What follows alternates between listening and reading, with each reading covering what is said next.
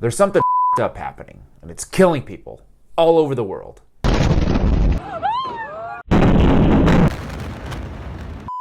Nope, it's not any of those things. It's this. Every morning I need a good breakfast. Right away, a big bite of toast. For kids who like a square meal for breakfast. A wonderful new fruit-in-the-box cereal. That's right. Poor diet is associated with 1 in 5 deaths globally, more than tobacco, more than high blood pressure. Yes, this right here is killing more people than this. The WHO recently released guidelines warning people of the health risks of artificial sweeteners like aspartame, classifying the widely used ingredient in diet sodas and other foods as possibly carcinogenic. Warnings like these pose a huge threat to the sweetened food and beverage industry, in the same way findings about the adverse health effects of smoking had on big tobacco 3/4 of a century ago. When a chimney smokes badly, it means that the fuel in the fire is only being partially burnt, and all kinds of gases, dirt, and steam are spreading into the air. Yet the cigarette is also a chimney, and the pleasure it seems to give people hides the very real danger it holds for the lungs. But let's think back. What playbook did big tobacco use to obfuscate the truth about just how harmful their products were?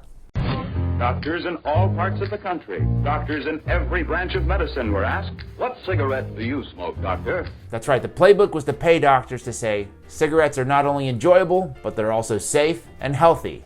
And that same playbook is being deployed today by big food. We analyzed thousands of videos on TikTok and Instagram, and we found that the multi-billion-dollar food industry has launched campaigns to sway consumers by essentially paying dietitians to do their marketing for them. The FDA has agreed with the WHO's conclusion that aspartame is safe. I pride myself on giving you accurate, science-backed information. These dietitians touted their credentials to discredit, or at the very least inject doubt into the WHO's findings. First red flag, their recommendation is based on evidence of low certainty, and it's considered conditional. But they love a good clickbait. If you get home, check out safetyofaspartame.com. Safetyofaspartame.com, what is that? Well, looks to be a website all about the science behind the safety of aspartame.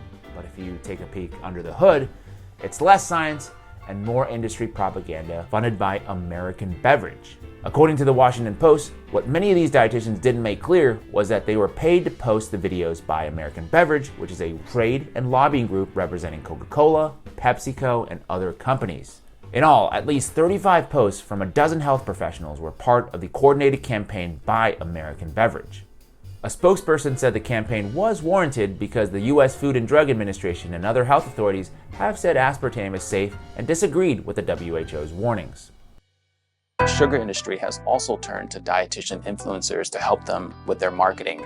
We found that the Canadian Sugar Institute, which is a group funded by sugar producers, has paid at least a dozen registered dietitians to post videos on Instagram on their behalf. One dietitian's post reads, "Sugar has been getting a bad rap for years. Thanks, diet culture. But villainizing sugar is the most surefire way to make you even more obsessed. We want what we can't have, right? Ad. That's your disclosure right there." Another dietitian working with the Canadian Sugar Institute recommended parents give their children unlimited amounts of candy on Halloween night and then include 2 to 3 pieces of candy in every meal thereafter.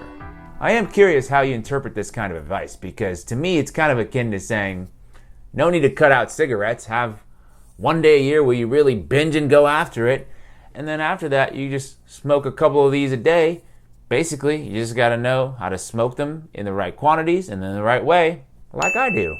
Some might argue that sugar and tobacco are false equivalencies, but according to Harvard Medical School, overconsumption of sugar can lead to high blood pressure, inflammation, weight gain, diabetes, and fatty liver disease, which are all linked to an increased risk for heart attack and stroke.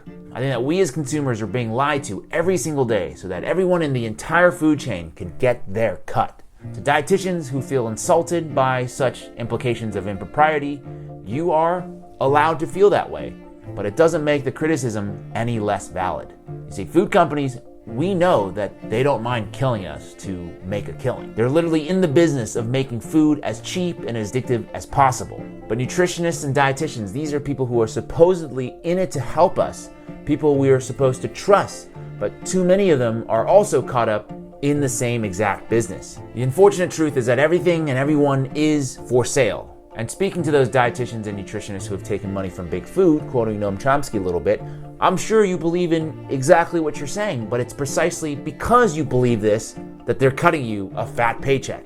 I could afford, with the money offered to me from Greens Powders, not 1, not 2, not 3, not 4, not 5, not 6, not 7, 8 of these little bags that I've been wanting if I took those deals. As a non-registered, non-dietitian, the only advice I can really give when it comes to food is to trust your gut, literally and figuratively. We are all, I think, smart people.